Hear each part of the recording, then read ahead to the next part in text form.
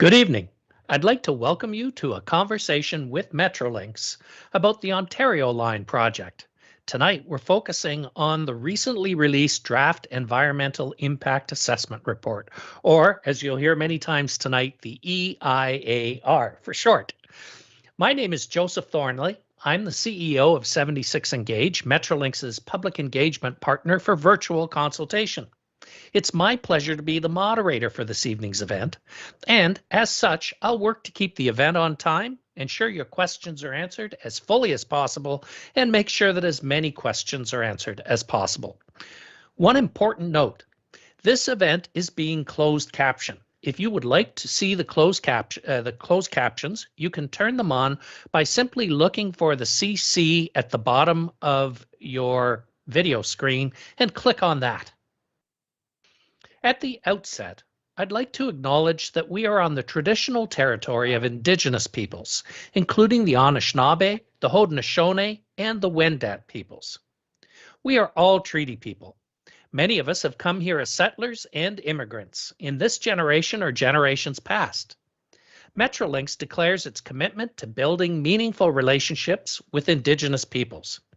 We acknowledge the historic and continued impacts of colonization and the need to work toward meaningful reconciliation with the original caretakers of this land. We acknowledge that Metrolinx operates on lands covered by 20 treaties and that we have a responsibility to recognize and value the rights of Indigenous nations and peoples and conduct business in a manner that is built on a foundation of trust, respect, and collaboration. Now, normally we also talk about safety. Safety is important to Metrolinx, and in this time in particular, tonight's a night where it's hard to see. Vision is important. We're also all staring at our screens, and that can tax our vision. So Metrolinx would like to recommend the 20-20-20 rule to you to prevent digital eye strain. So take a break from your screen every 20 minutes for 20 seconds while looking 20 feet away. It actually does work. So tonight's event is part of a series of 4 virtual open houses Metrolinx is holding for the Ontario Line EIAR. Tonight's session is focused on the stations from the Science Centre to Gerrard. If you have questions about other parts of the Ontario Line, from Gerrard to Exhibition, please register to participate in either of the upcoming March 1 or March 3 sessions. You can do that by clicking on the live event registration button on this page, and it will give you the opportunity to register for the event of your choice. Tonight's event is scheduled to last about an hour and a half till about 8 p.m. We're going to start with a brief presentation, and then we'll take as many questions as possible. For the question period, we'll start with the questions that have been submitted before and during the meeting in writing using the form at the bottom of the page just below where the video is. While you're watching the video or listening to the presentation, you might take a moment to scroll through the questions and upvote the questions that you would most like to hear answered live. Of course, if we can't get to all the questions tonight, Metrolinx will be answering the most important topic areas, the areas that people have asked about most often, and those will be answered afterwards in writing. So even if we don't get to your question tonight, it will be taken into account and answered. Following the written questions, we have an opportunity for you to actually ask your question live out loud to the panel. And you can do that by clicking on the yellow Zoom button that's right below the video window. And you don't have to do that until after the presentation, but anytime after the presentation, if you want to ask your question out loud, just click on the Join Zoom, and you'll go over to the Zoom room where Katiana Musa will be waiting for you, and at the appropriate time, she will unmute you, and you'll be able to ask your question out loud. Again, if you've just joined us, the event is being closed captioned, so you can just click on the CC if you want to, on your video player, if you want the closed captioning. I'd now like to introduce our panel. With us tonight, Malcolm Mackay, the program sponsor for the Ontario Line project. James Francis, Senior Manager on the Environmental Programs and Assessment Team. Jesse Pakala is a Project Manager on the Environmental Programs and Assessment Team. Vicki Wam is the Director of Property Acquisitions. And Richard Tucker is the Vice President for Subway Project Delivery for the Ontario Line. Welcome, Malcolm, James, Jesse, Vicki, and Richard. And I'd just like to mention also that I believe that we have MPP Wynne with us this evening. So welcome to everyone, and over to you for your presentation, Malcolm. Thank you very much, Joseph. Much appreciated. If we can go to the next slide, thank you. We're going to just recap what the Ontario Line is. It's a 15.6 kilometer long subway line that runs from the north at the Ontario Science Centre all the way down to the exhibition.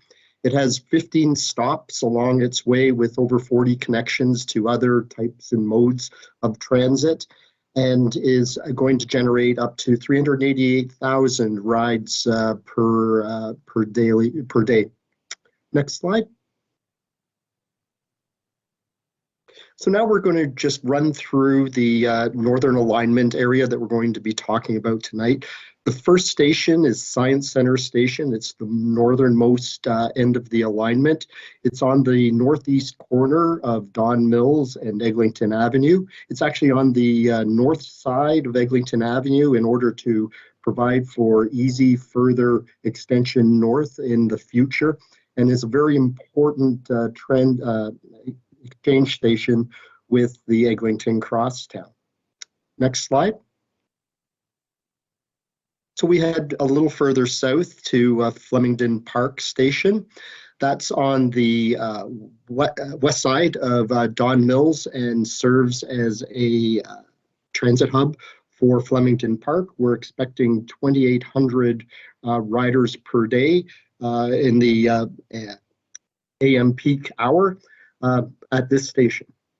From here, we go south and across the Don Valley over to Thorncliffe Park. Next slide.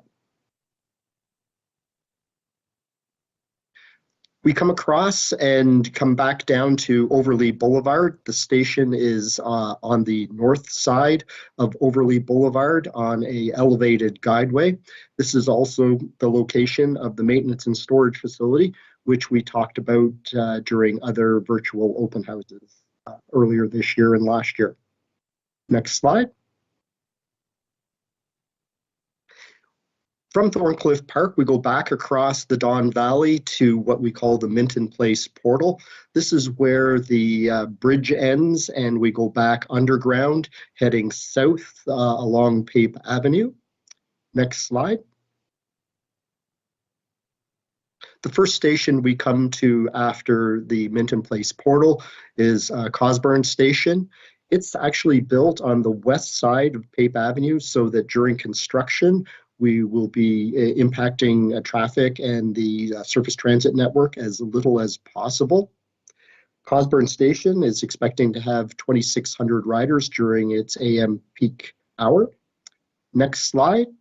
As we go further south, we head towards Pape Station. This is a vital station for the Ontario Line because this is where the relief to Line 1 will come from. We have to provide an attractive alternative to going through the very busy and congested Young Bloor Station and encourage Line 2 riders to do the transfer to the Ontario Line. We're modeling over 10,000 people per hour during the AM peak period who will be transferring at Pape Station. As we head further south, next slide. We come down Pape Avenue and we come back out of the ground from the underground alignment through the Gerard Tunnel Portal. This will bring us back up to grade so that we can be in the area that we call the Joint Corridor, which is the area that is the GO trains as well as the Ontario Line will run. And from here south is the subject of our next round of virtual open houses. Next slide. So the timing for our work, we currently, as Joseph indicated, have our environmental impact assessment report issued, and it's out for its 30-day review. Over the course of the last year, we've been tendering two very large projects, the South Civils Stations and Tunnels contract, as well as the Rail Systems Rolling Stock Operation and Maintenance contract. Later this year, and early next year, we're going to be tendering the North Civils Stations, Tunnels, and Bridges contracts, with construction starting in 2024, 2025 for that area. Before that, we'll be doing the enabling works for all of those contracts through 2022, 2023, and 2024. Next slide. Now we're going to hand it over to James. James. Great, thanks very much, Malcolm. So our environmental assessment work for Ontario Line, it's been well underway for the past few years. And for this work, we're following a project-specific environmental assessment regulation, which is similar to the transit project assessment process, which is the typical environmental assessment process for transit projects, in that it requires study of the existing environment, consultation with interested parties, and identification of mitigation to avoid or reduce impacts of the project on the existing environment. One way that the Ontario Line environmental assessment process differs from the typical environmental assessment process for transit projects is that it's phased. So we completed the first phase of the environmental assessment looking at existing conditions back in 2020 when we published the environmental conditions report. So this report collected baseline information about all of the typical environmental disciplines that we look at in a transit environmental assessment, including archaeology, cultural heritage, noise and vibration, natural environment, socioeconomics, air quality, traffic, and soil and groundwater. And I just wanted to pause here. I understand that both MPP Tabbins and Councillor Fletcher are in attendance this evening and wanted to thank them very much for taking the time to attend. So thank you, MPP Tabbins, and thank you, Councillor Fletcher. Getting back to the environmental assessment. So the second phase of the Ontario Line environmental assessment process, it's early works reporting. And that early works reporting, it builds on the environmental conditions report. And we completed standalone impact assessment reports for portions of the project that are proceeding to implementation ahead of the main works. So we did complete 5 early works reports back through the end of 2021. And those were for works at Exhibition Station, Corktown Station, at the Lower Don Bridge and Don Yard, at East Harbour Station, and for the Lakeshore East Joint Corridor. And each of these reports have now been approved by the Minister of Environment, Conservation and Parks. So we're now in the final phase of the Ontario Line environmental assessment process with the draft environmental impact assessment report. As Joseph and Malcolm mentioned, this was released for public review and comment on February 7th.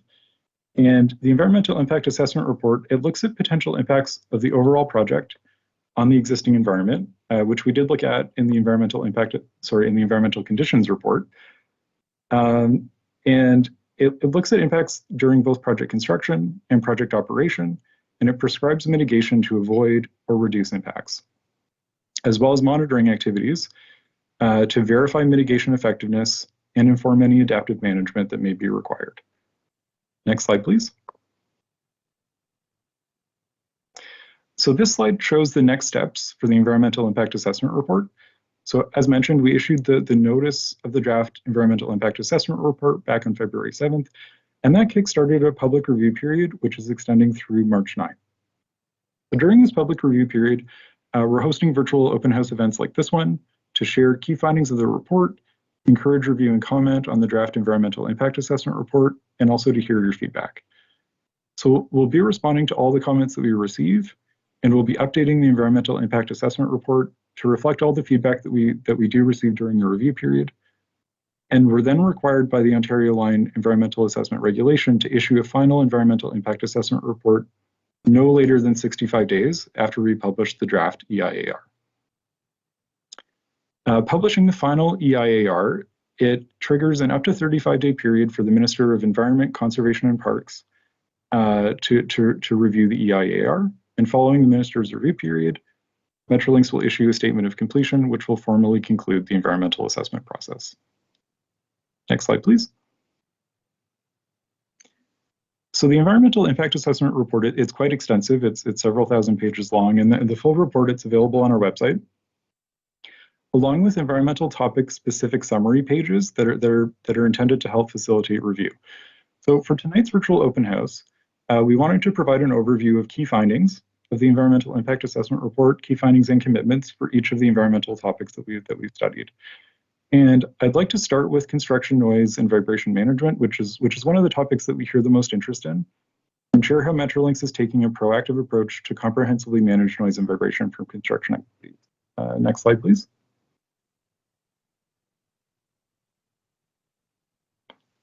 So we model construction noise and vibration in the environmental impact assessment report, and we use conservative assumptions given the phase of project planning and project design that we're at. And those conservative assumptions include assuming simultaneous use of construction equipment at full power throughout the entire project footprint. And our assessment results show that construction activities will require mitigation, and that mitigation could include phasing or coordinating timing of specific construction activities, implementing site hoarding that's effective as a noise barrier, and using equipment on lower power levels at certain times of day. The assessment that we include in the environmental impact assessment report, it's only the first phase of our work in this area, and we spell out and we commit to our next steps for construction noise and vibration management in the EIAR. So once our contractor is on board, they're required to complete site-specific construction noise and vibration management plans, and those detail specific mitigation solutions for each phase of their work, given their selected means and methods. And these management plans, they're reviewed and approved by Metrolinx before any work begins. Our contractors will also be required to continuously monitor noise and vibration throughout construction, and that's to ensure that they're effectively managing noise and vibration and introducing any additional mitigation that may be needed. In the images on this slide on upper right, it shows a construction noise monitor, and lower right is a vibration monitor to help us understand and manage noise and vibration throughout construction. We'll also have a fully accessible phone line during construction and a responsive complaints process if any issues do arise. Next slide, please. So we also model noise and vibration from Ontario Line operation in the environmental impact assessment report, and this is to identify where mitigation is needed and which types of mitigation solutions will be most effective. So for the tunnel portions of the project, vibration isolation, and this is to separate the tracks over which the subway trains will travel from the tunnel. Vibration isolation will be needed, and that's to keep noise and vibration below perceptible levels. In some locations, we're recommending a rubber system under the tracks but above the bottom of the tunnel. And in other locations, we're recommending a spring system under the tracks but above the bottom of the tunnel. And each of these systems will effectively limit transfer of vibration from moving trains to the tunnel, which in turn limits vibration that travels through the ground. And with the mitigation that we'll be implementing, noise and vibration from Ontario Line operations will be below perceptible levels, and the assessment in the environmental impact assessment report demonstrates that this is readily achievable. On the elevated guideways, so for the above ground portions of the project, because Ontario Line trains will be quiet and electric and automated, the sounds of Ontario Line trains will integrate well into the existing ambient environment. So in most locations near the elevated guideway, existing road noise is louder than Ontario Line trains, and mitigation like noise barriers is not required to meet regulatory limits. That said, we have committed to installing noise barriers along Overlea Boulevard between Millwood Road and Thorncliffe Park Drive, and also at the maintenance and storage facility, and this will further reduce noise below applicable limits. We're committed to ongoing engagement on design of these noise walls, and that's to make sure that the look and feel of the noise walls integrates well with the surrounding neighborhoods as planning and design progress. We do know that it can be challenging to conceptualize future noise levels. So we're working to update our immersive sound demonstration, which currently covers locations along the Joint Corridor, to also capture the segment of the project between Gerrard Station and Science Center Station, and that will be available shortly on our website. So this sound demonstration, like the sound demonstration for the Joint Corridor, it will present both existing noise levels with corresponding video taken at locations along the segment of Ontario Line, as well as future modeled noise levels accompanied by three-dimensional renderings or animations of Ontario Line operations at these locations. And so the image on this slide is an example of one of those immersive sound demonstrations that's in progress, and this is a location along Overley Boulevard. Other locations that we'll be featuring in our immersive sound demonstration, they include a basement living space above the subway tunnels near Pape Avenue, near Pape Station at Pape Avenue, at Minton Place, at Bannigan Drive, adjacent to the maintenance and storage facility, at the Rivera Leaside Retirement Home on William Morgan Drive, and at the Science Center. So I'd encourage following our social media channels on including Facebook and Twitter, or signing up for our e-newsletter where we'll be announcing the launch of the immersive sound demonstration for this area. Next slide, please. So getting into cultural heritage, we're very aware of the important cultural heritage resources along the route of the Ontario line, and we're working to avoid impacts to these properties wherever we can while accommodating the best transit solution. So images on this slide depict the Ontario Science Centre, which is a known provincially significant heritage property that we need to traverse, but where we're able to avoid any impacts to the building itself, as well as remains of the Middle Mill, which is one of 3 historic paper mills in the area of the Don Valley near Minton Place. The mill buildings themselves were demolished in the 1990s, and all that's known to remain is the lime kiln that's shown at lower left here, and a mill race connecting to the Don River. Utility relocations to accommodate Ontario Line are required near the Middle Mill, and we're planning these to avoid any direct impacts to these heritage features. And these are only 2 of many heritage features in this segment. So the Environmental Impact Assessment Report, it commits to mitigation for impacts to each potentially impacted heritage resource. And where impacts are unavoidable, we're working closely with the city's heritage planning staff and staff at our regulator, the Ministry of Heritage, Sport, Tourism, and Cultural Industries, on plans to document and salvage heritage attributes, commemorate and interpret heritage sites, and design nearby Ontario Line infrastructure in a sympathetic, compatible manner. Wherever heritage properties are near construction zones, we'll be monitoring vibration at these sites throughout construction so that vibration levels don't exceed thresholds that are protective of sensitive heritage properties. Next slide, please. In terms of archaeology, most of the study area between Gerrard and Science Centre stations has been cleared of archaeological potential, and that's due to previous disturbance, and no known archaeological sites are located in this area. We do have additional archaeological assessments planned for this spring, and we will be obtaining archaeological clearance for all construction areas ahead of construction. Next slide, please. We also look at socioeconomic and land use impacts in the Environmental Impact Assessment Report. And in terms of mitigation, we commit to maintaining access to businesses, parking, and recreational spaces throughout construction, and engaging with the city and local communities on public realm elements like the look and feel of future stations and public space under the elevated guideway as design progresses. Next slide, please. The Environmental Impact Assessment Report also assesses impacts to traffic and transportation as a result of both project construction and operation. To maintain traffic flow, we commit to a road under rail grade separation of Beth Nielsen Drive, uninterrupted operation of the existing bus terminal at Pape Station and the future bus terminal at the Science Centre Station, and also staged construction of the crossover near Salmon Avenue on Pape. Other committed mitigation includes maintaining access to businesses and loading docks, as well as safety tour routes for pedestrians and cyclists where those are needed. And I'd now like to turn it over to my colleague Jesse, who will take us through the findings of the remaining environmental topics that we've assessed in the EIAR. Thanks, James. For natural environment, we assess natural areas like significant woodlands and wetlands, fish and wildlife habitat, and species at risk. Our subject matter experts first reviewed existing information from the Environmental Conditions Report and from agencies like the Toronto and Region Conservation Authority and the Department of Fisheries and Oceans Canada. We then supplemented this information by completing field surveys of plant communities and wildlife habitat, particularly in the Millwood Road and Walmsley Brook areas. Our team then overlaid the project designs within the study area to identify the potential effects. We recognize that green space and parklands are limited resources in the city, and with this in mind, we are working to refine designs to minimize tree removals and protect trees wherever we can. That being said, the project will need to remove some trees in order to accommodate safe work zones during construction and to allow for new infrastructure. Where tree removals are required, we will take a surgical approach, protecting surrounding trees with barriers and performing removals outside of sensitive timing windows for wildlife as much as possible. We will compensate for all removals in accordance with city permitting requirements and following the Metrolinx vegetation guideline, ensuring a higher degree of compensation for natural areas and planting many more trees than we remove. We are also working with the City of Toronto and Toronto and Region Conservation Authority to identify local planting opportunities and planting locations to help offset any required removals and also contribute to ecosystem revitalization in the Don Valley. Next slide, please.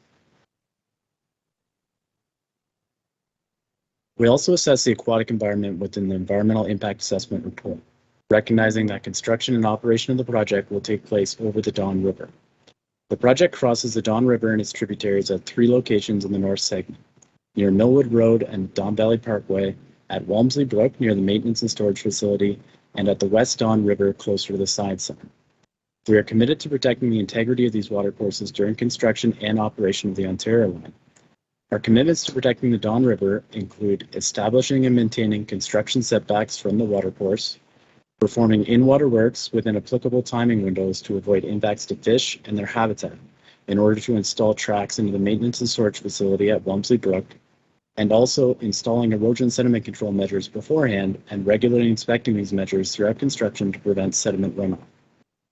Lastly, we will continue to work with the Toronto Region Conservation Authority to incorporate flood protection measures as we advance planning and designs for works in these areas. Next slide, please.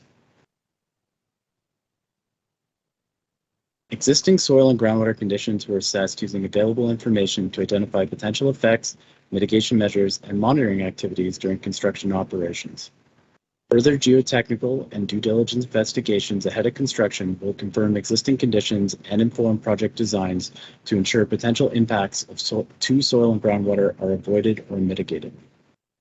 We commit to proper handling and management of soil and groundwater during construction in accordance with all regulatory requirements and approvals. These include the new excess soil regulation, as well as requirements pertaining to contaminated soils and dewatering. Once construction is complete, we do not anticipate long-term impacts during operations of the Ontario line on soil and ground. Next slide, please. We assess potential impacts to air quality for both construction and operations as part of the Environmental Impact Assessment Report. The Ontario line features electric trains that will improve local air quality by reducing direct emissions and taking cars off the road. Potential operational impacts on air quality are expected to be minimal and mitigated by implementing an air quality management plan for the maintenance and storage facility and stations. Potential impacts during construction will be avoided through active monitoring and mitigation, including the use of dust suppressants, covering up stockpiles, using wind screening, and the implementation of proper excess materials handling and equipment washing procedures. Next slide, please. As many of you are already aware, the draft Environmental Impact Assessment Report is now posted on our webpage for review and input until March 9th, after which public inputs will be reviewed and addressed ahead of publication of the final EIAR in April 2022. Public engagement for the Ontario Line Environmental Impact Assessment Report will continue to take place over the coming weeks, including virtual open houses on February 24th, which will again be focused from the Science Centre to Gerrard Station, and on March 1st and 3rd, which will outline the project from Gerrard Station to Exhibition Station. And with that, I would like to hand the mic over to our Director of Property Acquisitions, Vicki Wong, who will provide further details on property requirements for the project. Vicki? Thank you, Jesse. The next 2 slides relate to our notification to owners. If property is needed for the project, owners will receive a letter. There are different ways that properties may be impacted. The project may need some or all of the site permanently, such as for the construction of a station, or the need may be underground only, such as for the construction of the subway tunnel or to support that subway tunnel. The permanent need may be an easement, which relates to needing a partial interest or access only to lands, as opposed to full ownership of the property. Sometimes Metrolinx may have a temporary need to use the land for a fixed time, and after construction is completed, the lands will be restored to the same condition or better. Next slide, please. Whether your property is impacted permanently or temporarily, a portion of it or all of it, receipt of the letter is step one. We would like to meet and speak with you directly to explain details such as how much of the property is needed, why, what to expect in terms of timelines, and hear and answer your questions. We want to ensure that you have as much information and as much support as possible. Our intention is to negotiate directly with owners to reach agreements, which includes compensation based on the fair market value of the property. So if you received a letter, please do reach out to us through the Metrolinx contact name on that letter. And regardless of whether or not you received one, if you have any questions about your property, please do not hesitate to reach out to us at ontarioline@metrolinx.com or 416-202-5150, and we will ensure that you're connected directly with the right person. And with that, I'll pass the microphone over to Richard. Thank you. Hey, Vicki, thanks very much. And thanks, guys, for all the great information that you've worked on the environment and on property. So with that, just a little update on what we're expecting to see in 2022 if you live in the area. We have this, it's divided basically into three seasons, if you will. The winter season we're in now, spring and summer of 2022, and then the fall and late winter of 2022. So in winter of 2022, we're going to be doing ongoing surveys and investigations in the West Don area, be looking at some tree protection and removals, as well as geotechnical investigations, which is basically drilling holes in the ground and understanding what's beneath the surface for the design of our tunnels and bridge supports, as well as understanding any contamination that may exist in the soil. So we can address that if and when we get to construction. Spring and summer, we're looking at the Don Valley, Walmsley Brook, and West Don crossings. Again, looking at surveying and investigations in these areas, due diligence, ongoing due diligence in preparation for construction, and archaeological work. And then heading into the fall and late winter, we continue along in Don Valley, Walmsley Brook, and West Don Crossings area with tree protection and removals, the slope and soil stabilization to support these works, more geotechnical investigations, and we commence work on a sanitary sewer relocation that's necessary for the viaducts in this area. And with that, on to the next slide, and I think back to Malcolm. Thank you very much, Richard, James, Jesse, Vicki. Thank you so much for your content this evening. We would like to say thank you to the community for coming out tonight, and we're going to be opening up to questions, live questions, and questions that come through the internet to us. There's a number of ways to keep in touch with us. One is our website, which is metrolinx.com/OntarioLine, or you can send us emails at ontarioline@metrolinx.com or phone us at 416-202-5100. With that, I'd like to go back to Joseph. Well, thank you, Malcolm, and thank you to the whole presentation team. That was a lot of information, really well presented.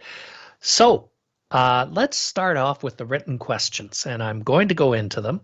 And for those of you who would like to ask a question out loud, this would be the time where you could just scroll below your video window and just click on the yellow Join Zoom button.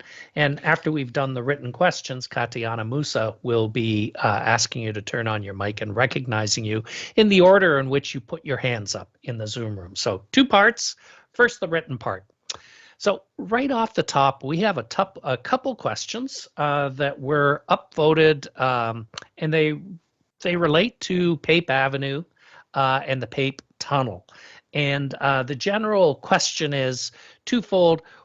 What's the precise alignment of the tunnel? And can you talk about the vibrational and other impacts for people who are residents near that? Well, I can start answering that, Joseph, and then I'll hand it over to James. So Pape Station, as we said early in the presentation, is a vitally important station for us. It's where we do get all the relief much of the relief to line 1. And the same thing as the relief line south, the Ontario line has shifted its subway station out of the PAPE corridor, a little bit to the east and north, in order to be able to, one, keep the traffic and transit and businesses working in the area. And at this point in the subway alignment, we're very deep. We're actually underneath the existing PAPE station.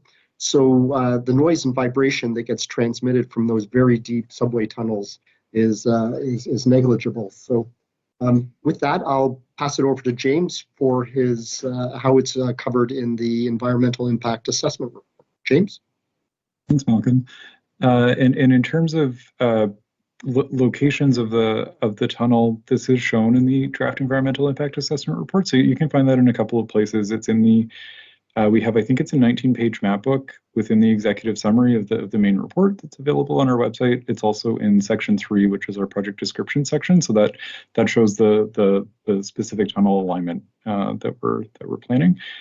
And just to reiterate what Malcolm was saying about the noise and vibration levels, we've done a detailed modeling study of noise and vibration, and our results show that both will be below perceptible levels for the PAPE tunnel, and that's partly about how deep it is, and part of that is about mitigation solutions that we'll be working into the design. So just no noise and no vibration that's perceptible. And as I mentioned, we're working on getting an immersive sound demonstration up and running on our website. And one of the locations where we are creating that future sound environment is a basement living space above the subway tunnels. And I'd encourage reviewing the immersive sound demonstration just as soon as it's up and running. And it really shows that the future passage of the trains will not be perceptible.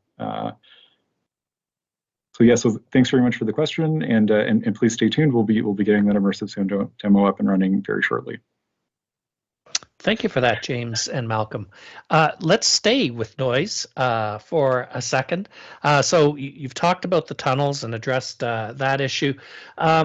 There's a more general question where the questioner notes that the health impacts associated with environmental noise are both acute and chronic in nature, and presents a number of studies and other facts related to that.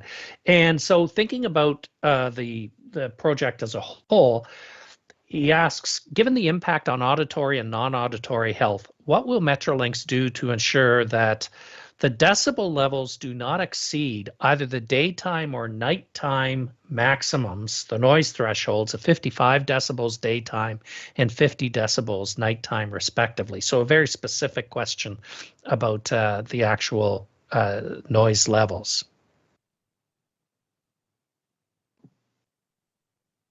Great. Thanks very much, Joseph, and certainly appreciate the interest in the topic. We do have our quite detailed noise and vibration assessment report. It's part of the environmental impact assessment report on our website. But just to respond to this specific question, so management of noise, it's top of mind for us. As we're advancing our project planning and design, and in terms of the process we follow for the environmental assessment, we work very closely with our regulator on this topic, and that's the Ministry of Environment, Conservation and Parks. And that's to confirm our modeling methods, the criteria that we're comparing against, our modeling results, and our mitigation recommendations. And that's to make sure that we're aligned with the latest approaches to noise management. And the criteria that we are comparing against, they're provided by that regulator. And we have a variety of criteria we compare against. So we have criteria for stationary noise sources, like the maintenance and storage facility, and also noise limits for the train movements. And all the various criteria, they target impacts to existing noise levels. And in the study area around Ontario Line, those existing noise levels, they've been measured to be typically higher than those 50 or 55 decibel levels that are cited in the comment. So the environmental impact assessment report, it recaps our existing noise environment, which we did cover in that environmental conditions report back in 2020. And it's those existing noise levels that we're targeting and that we're working to stay within. So, to make sure that we're not causing any potential health concerns, we pull forward those criteria into our contract documents. We'll be undertaking monitoring and verification testing to make sure that we're well within those criteria. And just wanted to reiterate again, in terms of operation, the Ontario Line trains, they'll be quiet and electric and automated. And wherever we're above ground, the Ontario Line trains will integrate into that existing noise environment, and they're actually quieter than the existing road traffic. So thanks very much. Okay, thank you for that, James. And the questioner who had asked that question had done it anonymously, but had clearly invested a lot of time and energy and presented some research studies and citations. This would probably be a good time just to point out to you that right above where it says Meet the Speakers, which is under the video that you're watching, there's a presentation materials and resources section. And one of the buttons there, the bottom button, says comment on the draft environmental assessment report. And as James said, the public comment period is open until March 9, I believe. That's what you said, James. And so knowing that there are people with knowledge who want to provide that feedback after this question and answer section, you can always go to that comment button and provide the kind of information that you did in your feedback, and that will be part of the review session. So that is there, and I'll mention it again before we end. So thank you for your answer, James, and thank you for that question. Let's move topics a bit. Easements. So 3 questions. That starts out with, when the easement is for under the home, what does this mean in practice? And related, following on that, when compensation is negotiated, how is it determined and what precisely is it compensating for? And then finally, does it mean a limit on renovations and construction projects on the property itself if there's easement? So 3 tightly connected questions, clearly from a property owner who is wondering about the impact on themselves. Thanks, Joseph, and thanks to the questioner as well. These are definitely important questions to ask, and they relate to our property acquisition process. We are most certainly committed to engaging with yourself as owners in a very fair and transparent process, and that includes the way in which compensation is estimated. So compensation for all properties impacted, whether or not it's a portion of it, being the easements that are being referred to, or in its entirety, is based on an appraisal report. And this appraisal report is completed by an accredited third-party valuation expert. The appraiser will analyze each property on a case-by-case scenario to come up with that estimate in compensation. Owners also have a chance to have their own appraisal completed as well at Metrolinx's expense. For the third question there, it is going to be a little bit more specific. I referenced the case-by-case scenario analysis that will need to be completed.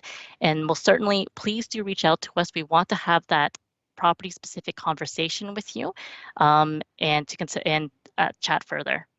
Thank you. Thank you very much for that, Vicki. Another step to the side and a different topic here, and that relates to Toronto's strategies. It's Vision Zero and Ravine strategy.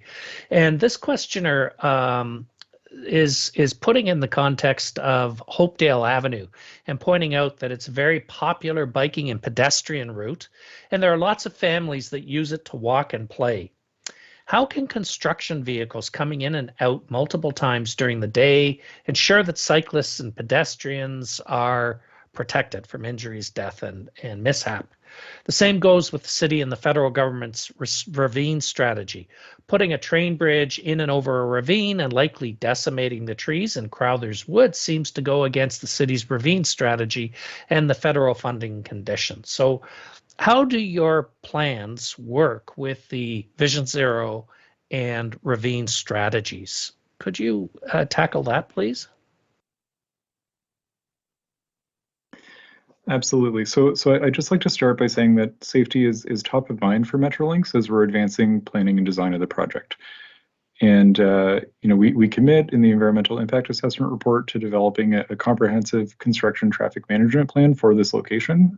It's required at all of our construction locations, and that will detail the specific approaches that we'll be taking for maintaining safe pedestrian and cyclist access through the area ahead of construction. In terms of Vision Zero, so Ontario Line supports Vision Zero, and part of that is through providing critical transit connections. Those are predicted to decrease vehicular traffic and improve public transit access to core areas of the city. And that will help to manage what is a situation of overall increasing traffic through the city by providing an effective alternative for residents as they go about their business. In terms of the ravine strategy, so we're well aware of this one, and in terms of mitigating and compensating for some of the tree removals that we do need, we're looking to really support implementing this policy, and Ontario Line fits well with the major principles of the strategy. And those major principles are protect, invest, and partner. So Metrolinx, we're working to protect the ravines by minimizing impacts to the greatest extent that we can, and by voluntarily implementing compensation activities. And those compensation activities, they go above and beyond any of the applicable regulatory requirements as spelled out in our Metrolinx vegetation guideline. The second major principle of the strategy is invest. And we are investing in ravines, and that's through improvements in valley areas around the project. So, for example, the valley at Walmsley Brook, which Jesse mentioned, that's in a fairly degraded state. And Metrolinx, as we're advancing our project work, we will be implementing enhancement activities. So we will be implementing scour protection measures, toe erosion measures, and bank stability improvements. And in terms of the third major principle for the ravine strategy, and that's partner, we're partnering with the Toronto and Region Conservation Authority, and that's to advance voluntary Metrolinx-led compensation, and we're working to identify local compensation planting opportunities and priority restoration areas in the Don Valley that will work to bolster the existing natural heritage there. And James, in addition to that, we work quite closely with the City of Toronto staff and Transportation Services and Toronto Parks and Forestry on both the ravine strategy and the traffic management plan to make sure that it is fully understood and incorporates all of the projects that are happening during the build of the Ontario Line, so that we have overall across the entire build for the Ontario Line a safe transportation network available to the people of Toronto. Back to you, Joseph. Okay, thank you both for that answer. Here is a question, again, coming back to the issue of noise. You talked about the crossing of the Don Valley. And one of the questioners, again, has presented quite a bit of information about the decibel levels of the noise. I'll just ask the question, which is that it sounds like, or it seems like, there will be pretty constant noise from the trains on this on the bridge and over the Don Valley. And given that noise carries over valleys, and the Toronto residents encountered this problem when the subway was created over the Bloor Viaduct, why has there not been consideration given to covering the train tracks as it goes over the bridge, as was done in Rosedale? This would mitigate sound and noise and ensure the quality of life for residents around the portals and along the Don Valley. So have you considered it? Would you consider it? And why or why not? So to start off the answer, thank you very much, Joseph. Great question. Yeah, we obviously start off with a bit of a blank slate, and we do a lot of analysis to see what's required to whether coverings are required, and James will go into that in great detail. But there's a big difference between the old subways and the subways of today. The new subways are fully automated. It's called grade automation. There's no drivers, so that hard braking and acceleration doesn't happen.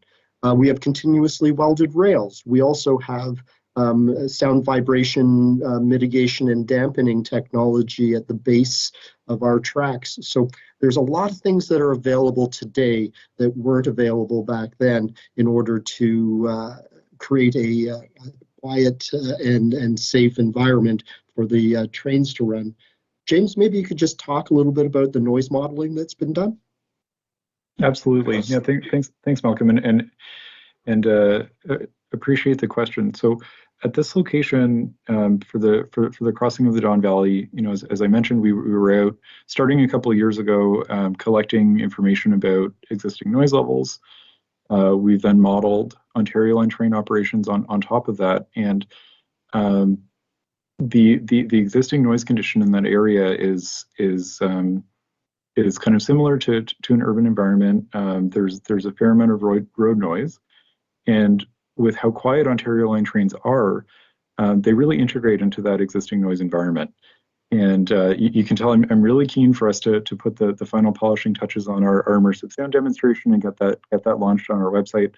One of the locations in that forthcoming immersive sound demonstration, it's at the top of Minton Place, overlooking the Don Valley, and we have the current scenario where you can hear the existing noise environment, and then we have a future scenario with Ontario Line trains running. And you can really see or hear and see, because we have the video as well, how quiet the future Ontario Line trains are. And so just in terms of why we're not proposing an enclosure, it really is due to the source sound of the vehicles and how quiet they are, and really looking forward to sharing that sound demonstration and receiving people's feedback on that. Okay, thank you for that. We have got a number of people in the Zoom room who have their hands up. So we're going to ask one more question, written question here, and then we'll go to Katiana in the Zoom room. So again, if you'd like to ask a question, just click on the Join Zoom button, and you'll be able to turn on your mic and ask your question in a few minutes.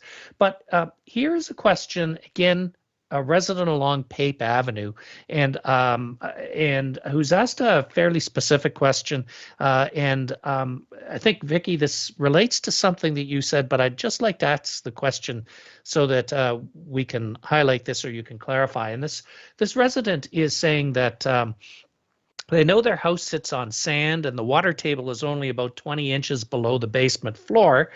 And knowing that you're coming to construct, the resident is asking if they could get an engineer's assessment on the present condition of the house so that they'd have a baseline so they could assess the impact of the construction to determine whether there was any, and whether or not Metrolinx would pay for this kind of thing for a homeowner who might be affected. Is that something that you do for people? I think I would actually need to have a bit of a conversation with the property owner. Are they impacted by the project? Or are you referring to somewhere that's nearby and may not be impacted by that project? So I think we need a little bit of a deeper dive. It is a little bit different than the kinds of compensation that we typically contemplate, but certainly happy to have that conversation. Okay, thank you. I thought you might say something like that. And there are several questions that were asked that were very specific to individual properties. And rather than try and answer it on this kind of a forum, there is, and some of you put in your questions anonymously, there's a contact us button at the top right-hand corner. And you can either email to the address that Malcolm put up earlier, or you can simply click the contact us, and that has an email form right there, and that will go to the team. And if you want to provide your personal information, that the specific information, and contact the team directly, you can use that, either the email or that, and we won't try and answer those kinds of specific questions tonight because they really are about a one-to-one conversation. So Joseph, having said that, yes. Joseph, I think Richard actually has very interesting body of work that he's undertaking currently to do satellite imaging of the entire alignment in order to get a pre-existing condition. And Richard, do you want to just elaborate on that and the work that we're undertaking? Sure. One of the benefits of modern technology is we get all sorts of new and interesting ways to measure things. And one of the things that we do is we have had going on since last summer, basically a satellite survey of the entire alignment. And what the satellite does is it measures the height of the ground in every building and every part of every building above ground over each pass of the satellite. And what that allows us to do is to actually determine whether the buildings are moving and to what extent they move. So it's very interesting that actually buildings have seasonality to them. So they move up and down with the seasons based on temperature, humidity, and a lot of other things. And these satellites are actually sensitive enough to pick up the movements of the buildings due to that seasonal influence. So we started way ahead of time so that we can get a baseline for all those seasonal movements, and that then as we're actually tunneling or doing construction work in the area, we can actually see if the construction work is having any influence on the structures in that area. And they're extremely sensitive, and we can determine using that overall satellite. We can almost get, it's not quite real time, but it's close to real time data in terms of what is happening with the buildings and the ground within the area of the construction, near to the area of the construction, what we call the zone of influence of the construction. That is, I did not know that. That is great information to have added. Thank you. Yeah, it's pretty cool. So that's for sure. it is. So let's go over to the Zoom room because I know there are people there waiting to ask their questions. Katiana, are you there? Yes, I am. Thank you, Joseph. So first off, we have from the Zoom room, Syed, if you can just, once I unmute you, if you can just go ahead and ask your question. Thank you. Hi, thank you so much, Tatiana. Good evening, everyone. My name is Syed Benazir, a long-time resident of Thorncliffe Park Drive. My question today is with regard to the environmental assessment, and this is specific to environmental assessment. In terms of the storage, Metrolinx storage facility being proposed at the Thorncliffe Overley Park area, what environmental assessment was considered on this? Because this being the most densely populated area in terms of population, with 30 to 40,000 residents living in 2 square kilometers of radius. And at the same time, the University of York Environmental Law and Justice have come up with their own study highlighting the negative impacts and what negative impact it will have to the environmental with this project coming in this neighborhood. So what work has been done on that and what can be shared based on that? So Syed, good questions as always. Number one, we went through quite a protracted site selection progress for the maintenance and storage facility, and we've shared that previously. And it was determined that this location that you've seen in the presentation was the one that had the best benefits for the subway application, as well as the best outcome for jobs and job impact, and our ability to relocate some of those businesses within the community or within adjacent spaces as determined by the business owner, were all very positive and led us to the location that we cited. James Francis and his team, as part of the environmental assessment, have carried that further using all the criteria that they look into. And James, maybe I'll just toss it to you now to talk about the criteria that we have undertaken the environmental assessment for the maintenance and storage facility. Absolutely. Thanks, Malcolm, and thanks, Syed, for the question. So the maintenance and storage facility was included in the environmental impact assessment report. So we've assessed both construction and operation of the facility, and we've looked at that from the lens of all the environmental disciplines or environmental topics that we kind of walked through earlier this evening. And we recommended mitigation, where warranted for those various aspects. So, as an example, I'd say we're proposing a noise wall around the maintenance and storage facility. We're proposing from a noise control perspective as well, operating with closed doors. And with the mitigation that we're bringing forward, we show that we're able to work well within any of the applicable criteria for the facility. So in terms of the maintenance and storage facility, it is included as I said, in the environmental impact assessment report. It's covered in each of our technical appendices. And so I'd encourage review of that environmental impact assessment report. It's up on our website to see the kind of specific results. And then in terms of next steps, so Malcolm mentioned the siting work. We're now at the environmental assessment stage. There are further environmental approvals that will be required post-environmental assessment. So for the maintenance and storage facility, we will be seeking from the Ministry of Environment, Conservation and Parks operational permits for air and noise perspective as well. So it's kind of an iterative process, planning process that we're following.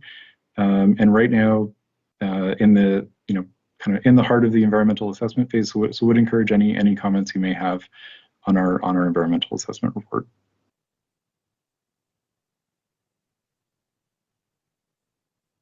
Tatiana, back to you. Perfect. Thank you for your question and thank you for your answers. So the second question we have is from Mary. Mary, you can go ahead. Oh, thanks for unmuting me. Mary Fragadakis here. Hi, Malcolm.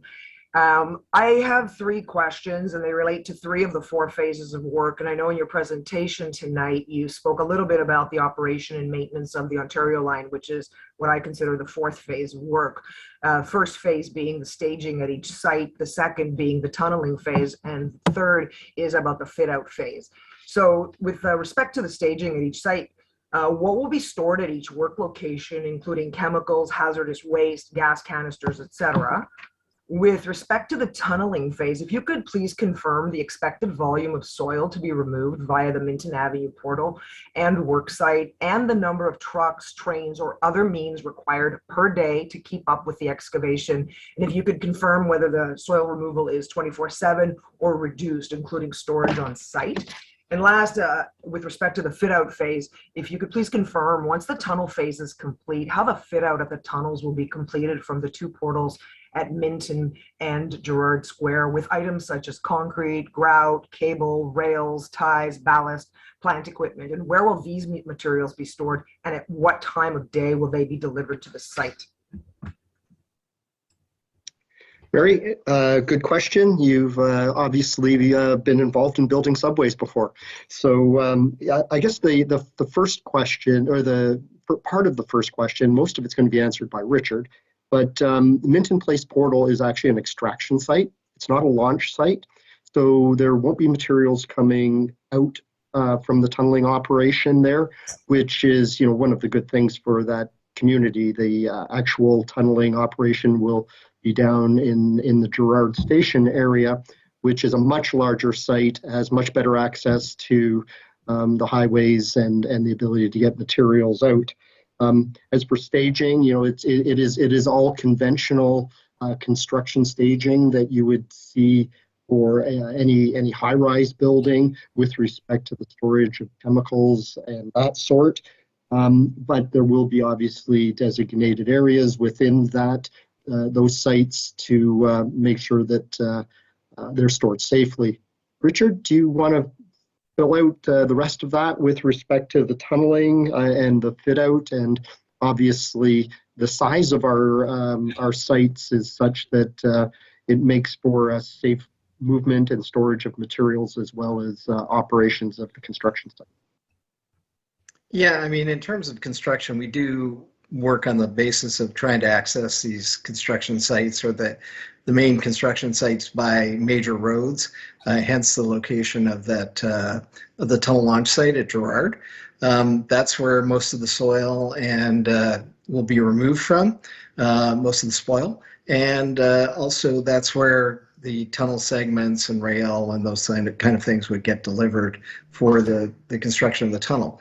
In terms of the station construction, there is a construction site at Pape to build the station there, as well as at Cosburn. There will be some construction at Minton Place, but it'd be just for the purposes of the portal and that emergency exit building at that location. As said, most of the construction staged through Gerrard. In terms of the exact amount of material and the exact number of trucks, I would not know that off the top of my head, but I'm happy to get that to you and send it in an email. to give you the details as to exactly how much is coming out and how many trucks that's expected to be. And did I get all the questions there, Malcolm, or did I miss anything? Yeah, I think we covered all, and like Richard was saying, great questions. Love to see yeah, that. You didn't answer the. Go ahead, Mary. Yeah, go ahead. Sorry, you didn't say if the soil removal operation, like the tunneling, is that a 24/7 operation? I mean, once the boring machine is down there, I'm assuming you're just going to keep going nonstop. So I'm assuming that you're going to be removing soil pretty like throughout the day for a long time, or, unless it's going to be reduced, the soil, and so therefore you're going to be storing it on site, presumably. Yeah, I think basically we anticipate that the tunneling would be in a kind of a 2-shift type operation, and the 3rd shift is used for the maintenance of the machine itself. Generally over, during the wee hours of the morning is when they maintain the machine. So it generally runs 3 shifts and then is maintained on the other shift. So that's when the spoil is coming out, basically in the 16 hours a day type thing. Basically, if there was a reason to run it in the evenings or overnight, the soil would be stored and not loaded onto trucks and things because that's noisy. Or the other alternative that a bidder might choose to do, and as you know, we do have to work with the contractors in terms of evaluating it. They have to meet all the standards that James has talked about. But the other alternative is for them to build an enclosed building to manage these things if they wanted to do some of this work in the evening. But I think that's kind of an outside case. But again, that would meet all the standards that James is talking about. Obviously, in the nighttime, you have to meet the stricter standards than during the day. So generally, spoil removal is during the daytime activity, and it's also, as we say, stockpiled, and that's part of the reason why we have a larger site at Gerard to manage the materials and the type of materials you were talking about.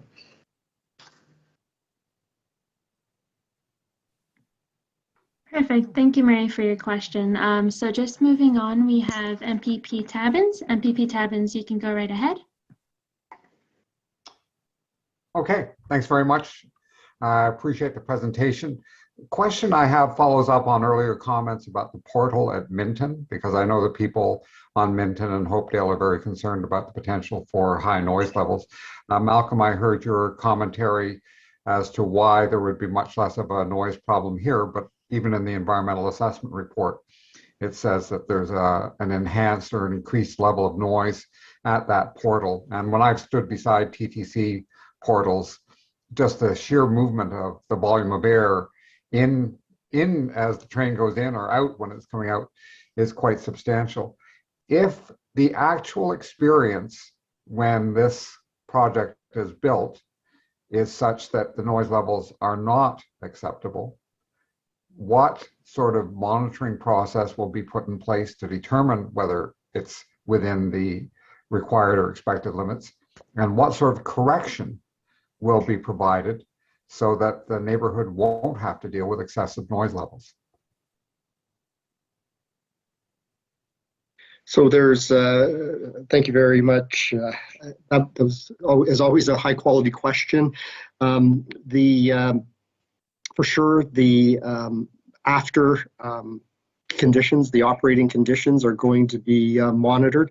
If we do have any complaints from the local residents about noise and vibration, we will certainly do further investigations. These things are usually are caused by, a good example would be a wheel flat.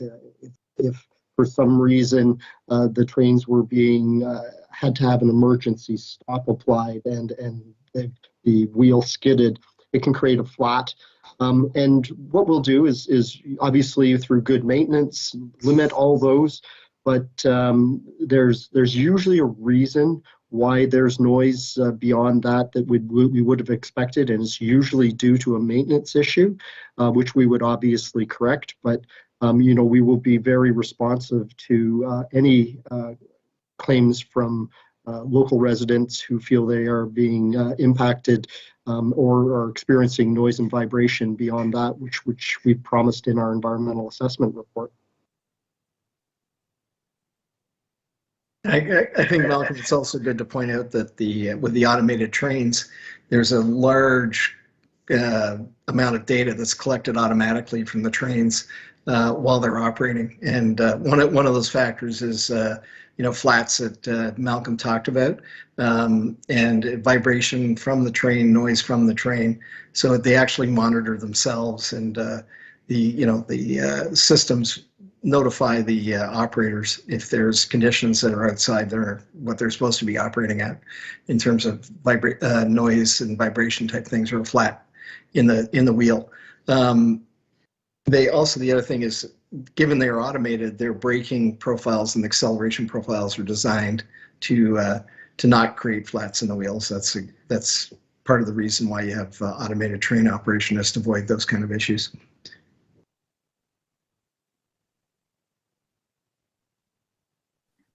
Perfect. Tatiana, Thank you very back much to for you. joining us. And perfect. Thank you. So thank you, MPP Tabbins, for your question and for joining us tonight. Next, we have Vic. Vic, you can go right ahead.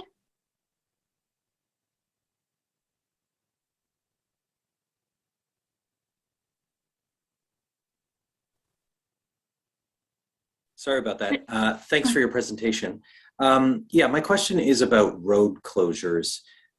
What road closures do you expect, if any, on PAPE on north of O'Connor up to Minton Place, that short stretch of PAPE before it turns east? And also with road closures, do you expect to close the DVP at any point during construction? And what would the traffic impact of that be for people in the community around O'Connor and Don Mills Road and PAPE Avenue?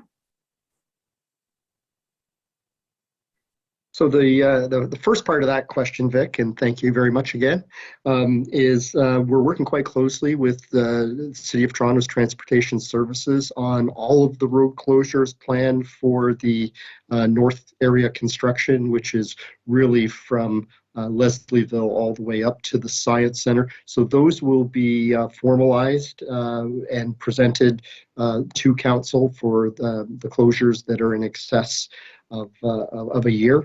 And up in this area, we are expecting very few road closures, because what we've done with most of our station construction is we've been able to move it out of the alignment, out of the roadway, specifically to maintain traffic, maintain the surface transit network, and all those things that are so vital to construction. And it also means that parking and storage and lane closures are significantly reduced. We've learned that through previous subway projects, and it's something that we're certainly implementing here. Richard, did you have anything else to add?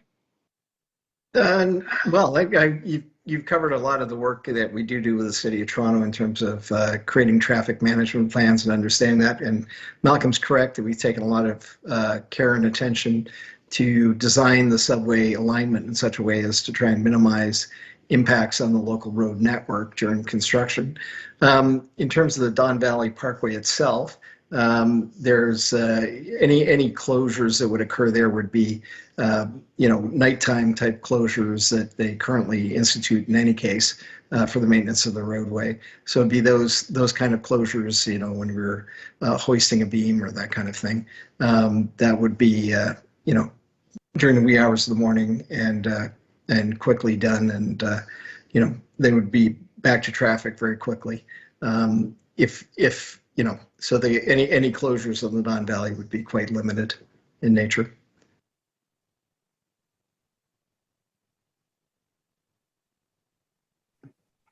Perfect. Thank you. Next, we have Dave. Dave, you can go right ahead. Hello. Just wanted to say I think this is really fascinating work that you are all involved in, and also important work for the city. So it's kind of cool to join in and at least chat about this and be a part of it in some way. I kind of have three parts here. I just wanted to confirm what I heard from James. So will it be below 55 decibels during the day and 50 at night? And then also, how does that work with different stories or levels? You know, if a building has, you know, second story, third story, if you live on, you know, those different levels.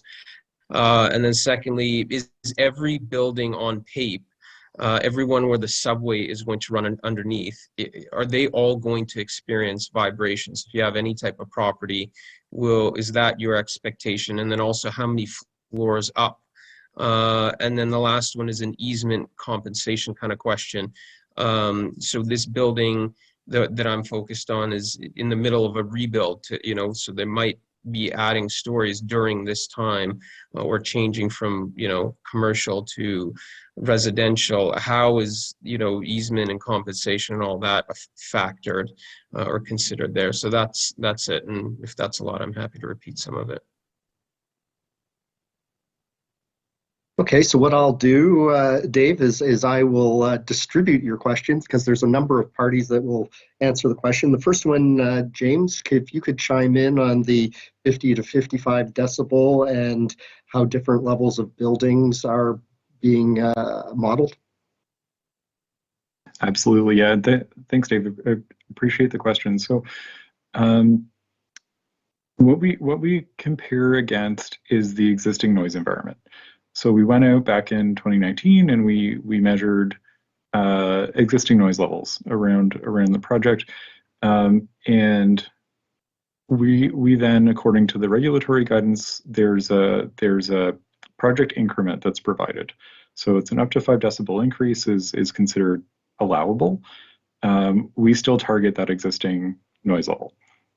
So in some cases, areas of the project are around that 50-55 decibel noise level. Some other areas are louder than that today. So we're targeting that current noise condition.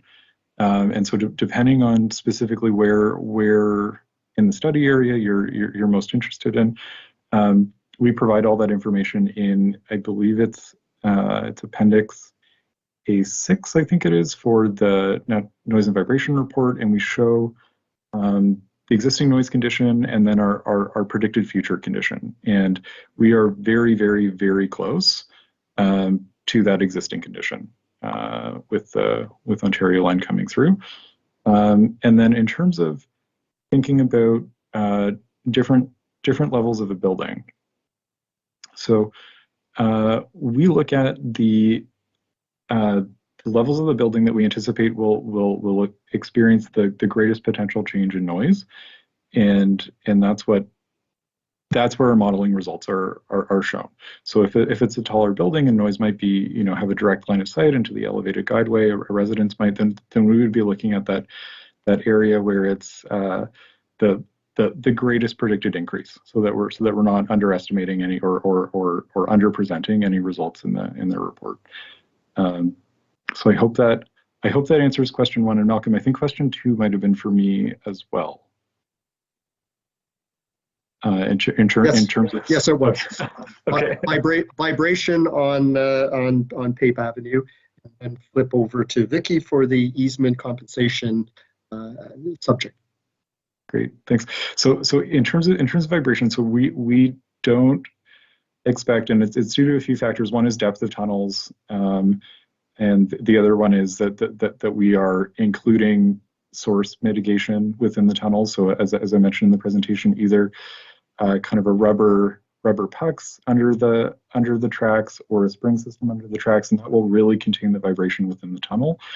So we're not anticipating any perceptible vibration or any perceptible noise in buildings that we're going under. We're well below those thresholds, and those are the thresholds that we have to assess against. They're provided by our regulator, and our modeling results show that we're all well below that. So it's you know, good news story here, and that's at all levels of the building. So all of the buildings that we're going under with the tunnels, no perceptible noise, no perceptible vibration from Ontario Line operation.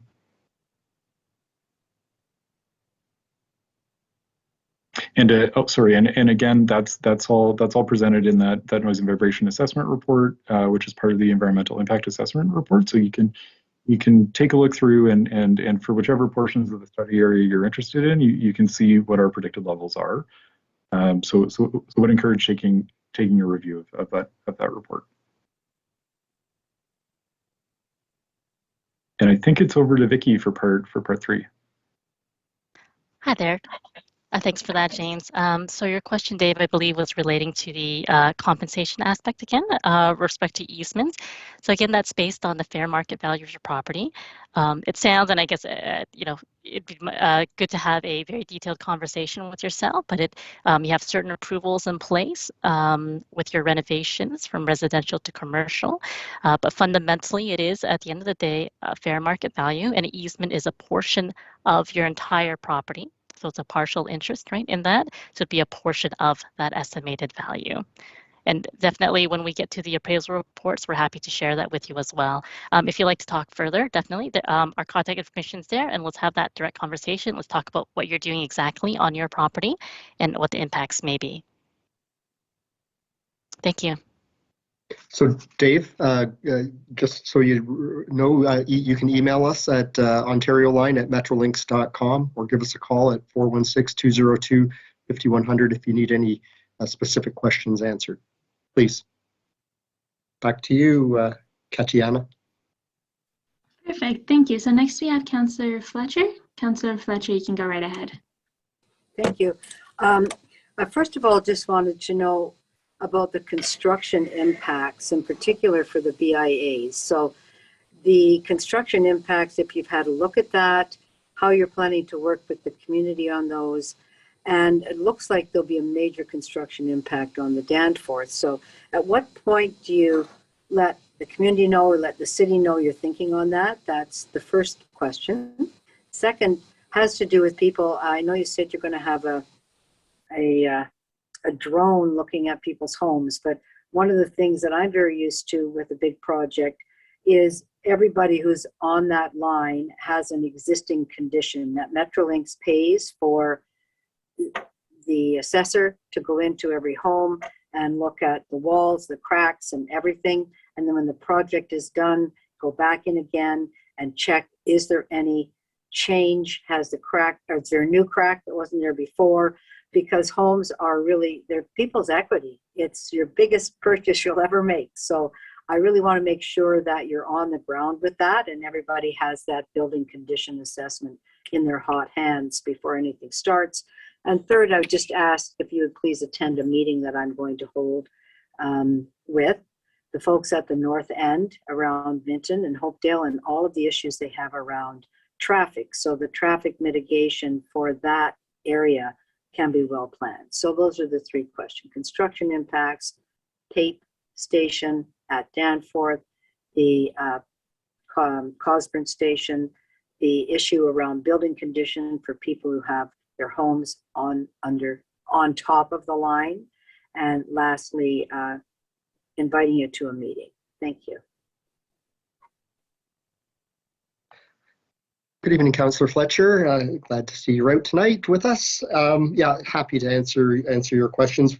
Answer your last one first. We're always supportive of public engagement meetings, and we would be happy to attend. We have a very active engagement program already with some of the community groups up at the Minton Portal area, but we're happy to support you with more meetings there. As regard to construction in and around PAPE, we have started, we've already been working with the BIAs right across the entire alignment, but you know, obviously a further engagement in the north, which is the latest part of the design that's been brought to a level of completion that allowed the environmental impact assessment to report to continue and be issued is our next step.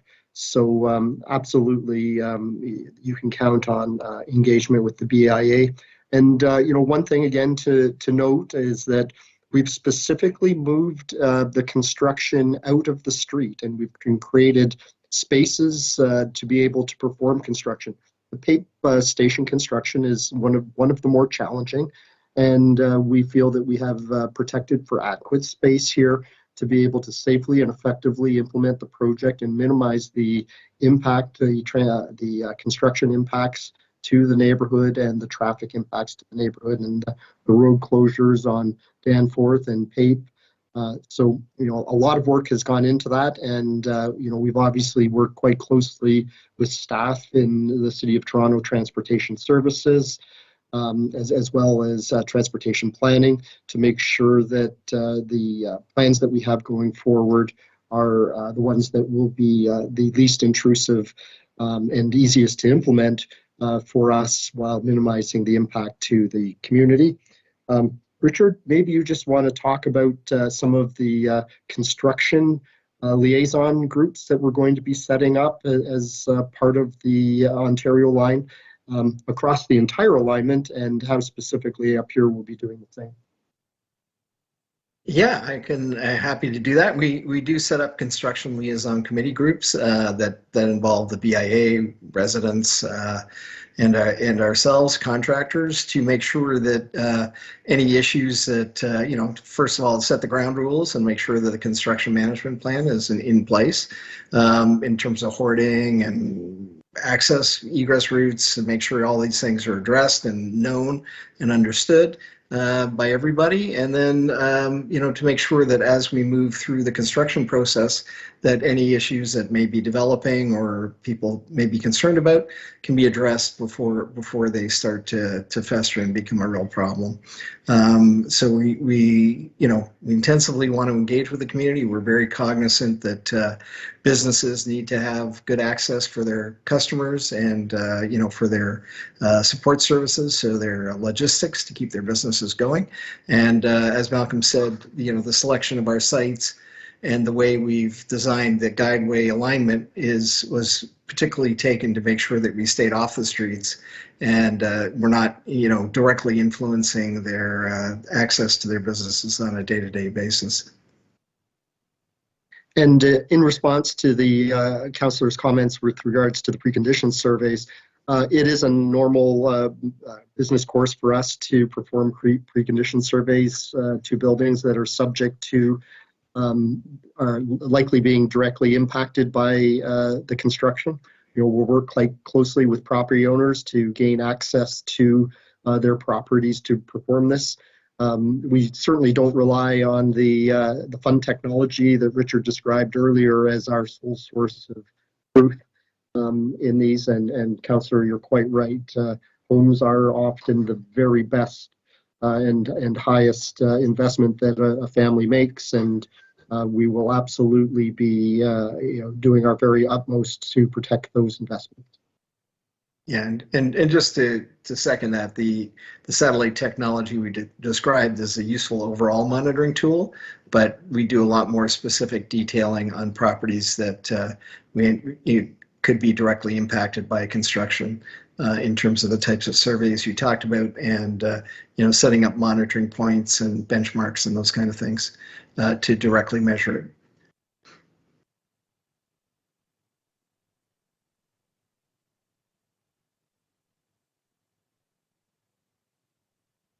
Tatiana, back to you. Perfect. Thank you very much, Councillor, for your question and for joining us today. Next, we have, my apologies, I don't have a first name here, but KS, you can go right ahead. Hi there, thanks very much. Some of my questions I know I can will be somewhat specific, and I can direct them to your email line. But our property backs onto what looks to be a staging construction area in the lot on Pape Avenue, directly across from the subway. This is also the access, there's a laneway along there that's the access point for parking garages for everybody on the block. And so I've got a few questions around what we could expect in that staging area. I'm pretty, I'm hearing a lot about noise mitigation for drilling and underground tunneling, I'm wondering about what sort of noise we can expect in the staging area, if those restrictions on the hours of noise will apply to the staging area as well. What sort of security is set up, how high the hoarding goes, what kind of materials are stored on that property, and if there's any hazardous material stored on the property, as it will be very close to our home. And also what plans are there for use of the lot afterwards.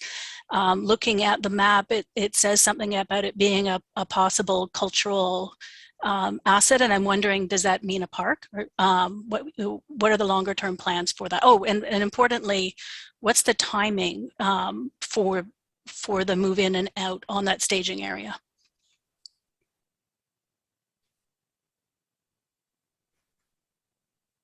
So I'll handle part of it as usual. Thanks for your question. And Richard, I'll trust that you'll talk about the construction staging. The longer term plans for the construction site at Cape Avenue have yet to be developed. They're part of the transit-oriented community program, and which is being implemented by Infrastructure Ontario. So that one will come out in due notice. One of the things that also will help you is we do have construction liaison committees that will be set up, and there will be one specifically set up for the Pape Station area, of which you can certainly be a member and join us to understand the construction. We usually look, 6 months out on a rolling 2-month basis, so that there's no surprises when the construction is actually happening, and you can understand everything that we're going to be doing there. Richard, maybe you just want to talk about the construction process at PAPE, touch on the hazardous materials element of it, and obviously, please, this is a very site-specific question that you're asking about.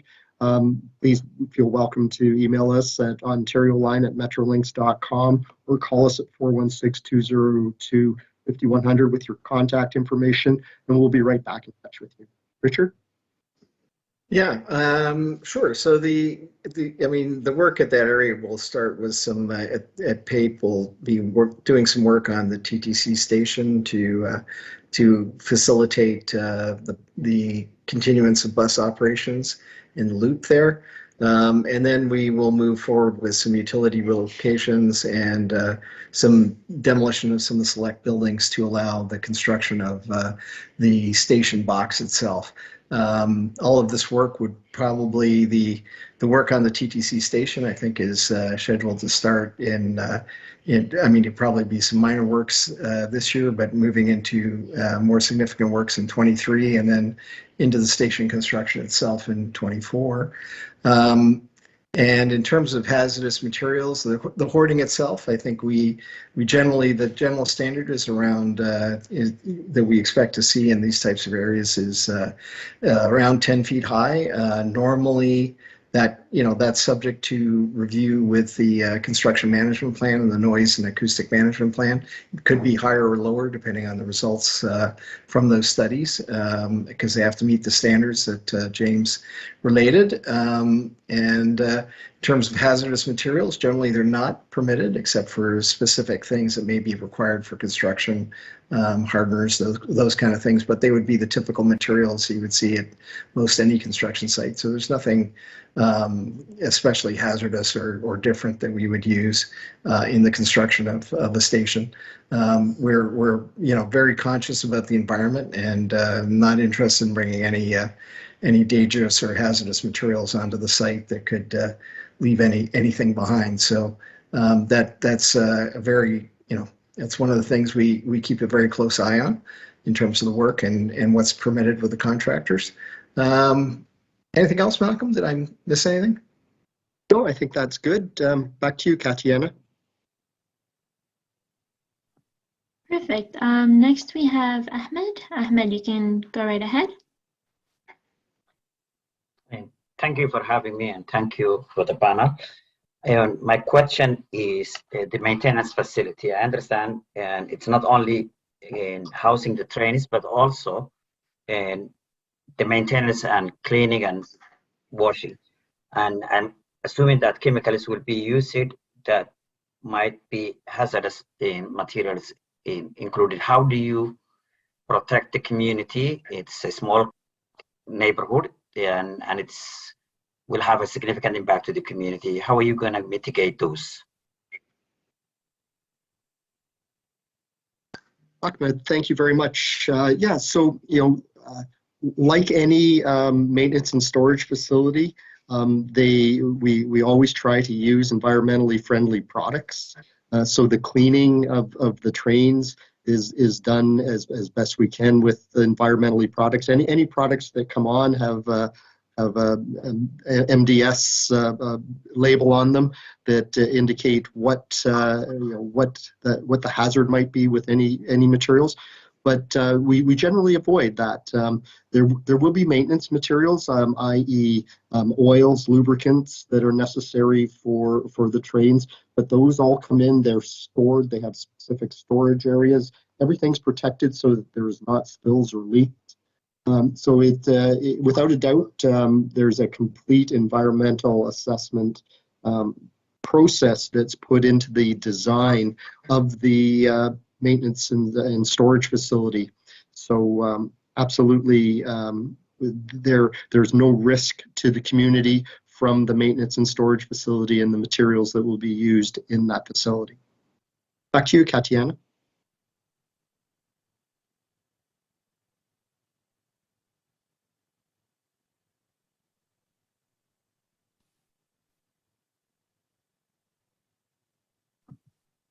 Sorry, Hayden? Can you hear me? Okay, you can go right ahead. Yep. Hello, everyone. So I'm a student at Washington University in urban planning. So I'm sure my future classmate will definitely be benefit from this line.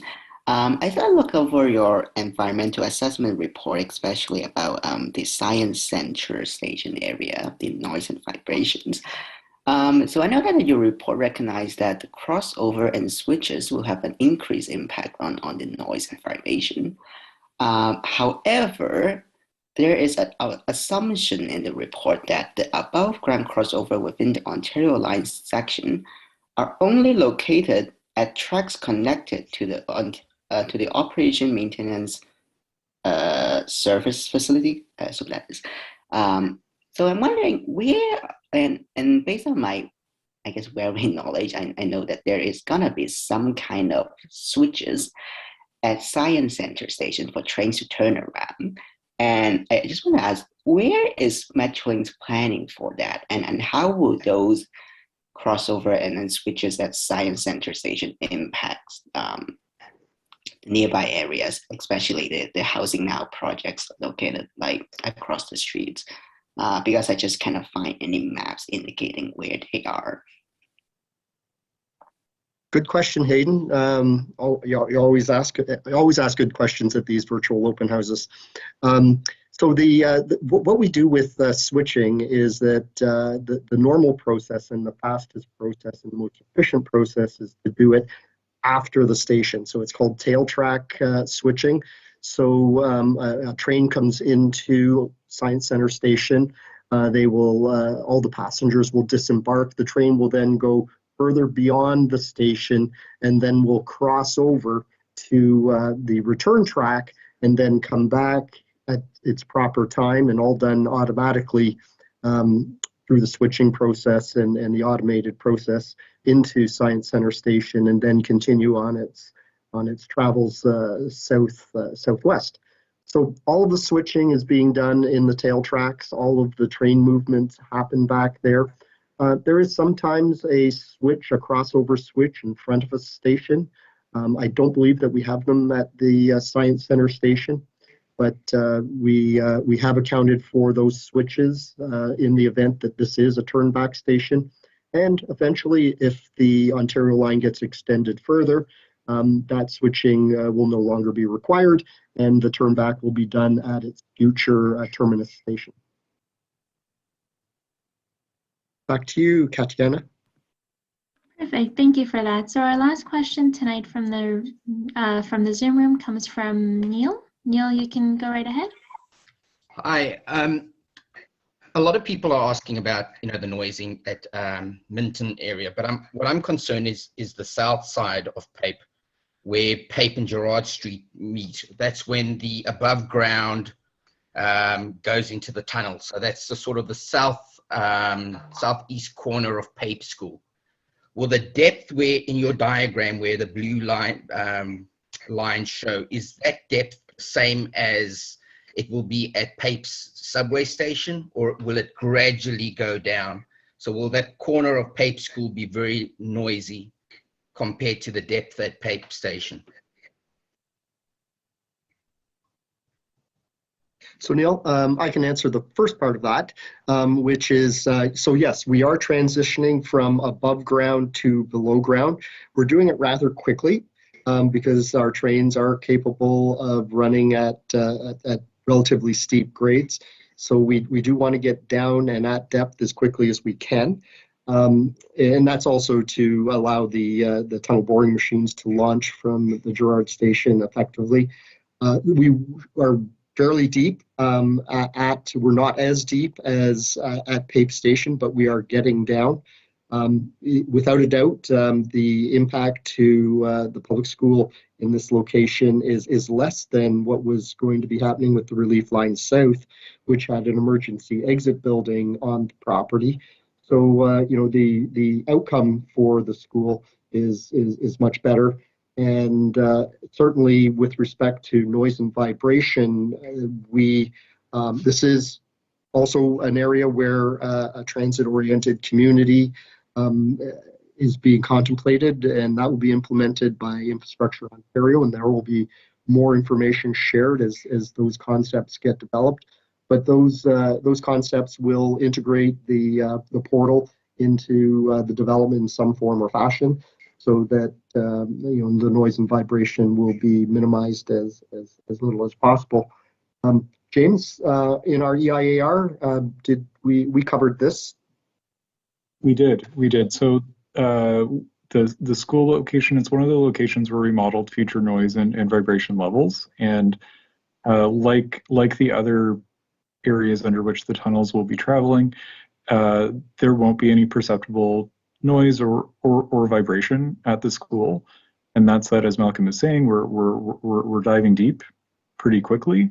And we're also including mitigation for vibration and the resultant noise in the design of the tracks. And so in the environmental impact assessment report, you can find the specific results for this location.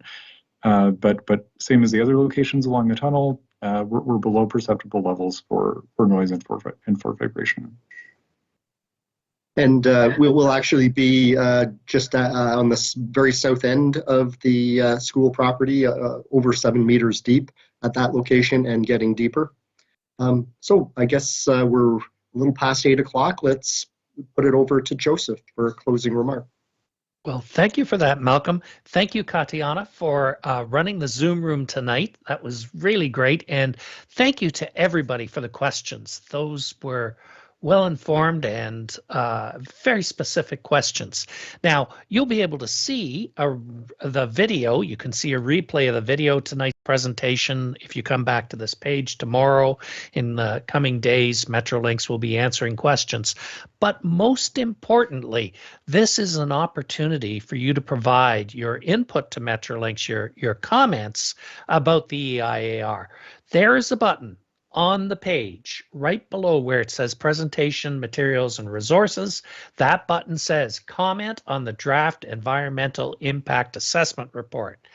Click on that, and that will take you to a page which has the draft report, the appendices. You heard James referring to specific appendices tonight. You can find all of the material there, plus an input form if you want to provide input, plus the email address that Malcolm has been telling you about. Let's say that you actually have prepared a brief and you want to email the full brief, and a telephone number, and also other links. So this is your place. Just remember to come back here.